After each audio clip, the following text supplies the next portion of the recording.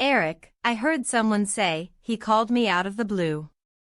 What does out of the blue mean? Great question, Aria. Out of the blue means something happens suddenly and unexpectedly, without any warning.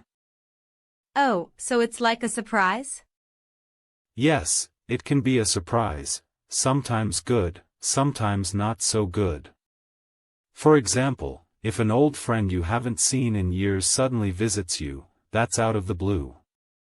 I see. So if my teacher gives us a pop quiz without telling us, I can say, the quiz came out of the blue? Exactly. That's a perfect example. Can it also be used for positive things? Like, out of the blue, I got a job offer. Absolutely. It just means unexpected, no matter if it's good or bad. That makes sense.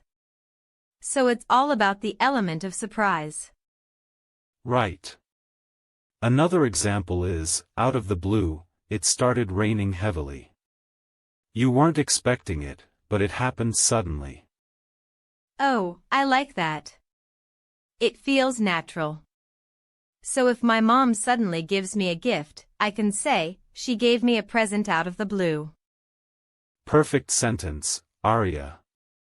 You've got it. Thanks, Eric. This phrase is really fun. I think I'll remember it easily. Great. The more you practice, the more natural these idioms will sound when you use them. Eric, I heard my boss say, we need to do this project by the book. What does by the book mean? Good question, Aria. By the book means to do something strictly according to the rules, regulations, or official procedures. Oh, so it means no shortcuts, no creative changes, just follow the rules? Exactly. For example, if a police officer does everything by the book, it means he follows the law step by step, without bending the rules. I see. So if I say, the accountant works by the book, it means she does everything very carefully and correctly. Perfect. That's a natural example. But can by the book sometimes sound negative? Like, maybe too rigid? Good point. Yes, sometimes it suggests that someone is too strict with rules and doesn't allow flexibility.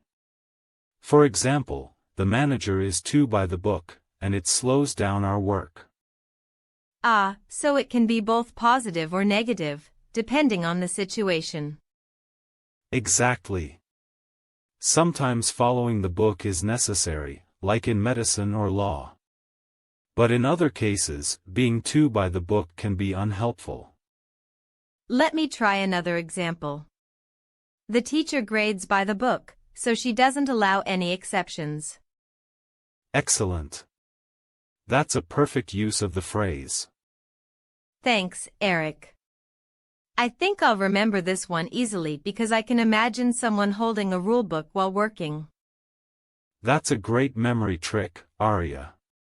The image helps you keep the meaning clear. Hey Aria, have you ever heard the phrase, hit the nail on the head? Yeah, I've heard it, but I'm not totally sure what it means. It means saying exactly the right thing, or describing a situation very accurately. Oh, so like when someone perfectly describes the problem in a meeting? Exactly. For example, if we are discussing why sales are dropping, and someone says, maybe it's because our ads don't reach the right audience, that might be hitting the nail on the head. That makes sense. So it's kind of like pointing out the real issue. Yes. Another example, imagine a friend says, you're stressed because you never take breaks.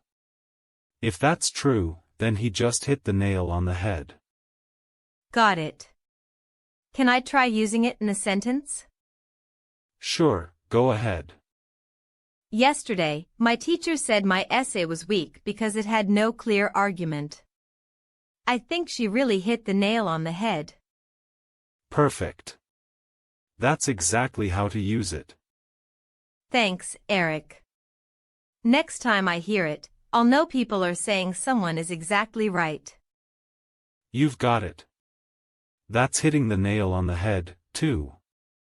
Arya, have you ever come across the phrase, bite the bullet? I think I've heard it in movies, but I don't really understand what it means. It means to face a painful or difficult situation with courage, even if you don't want to. Oh, like when you have no choice but to do something hard? Exactly.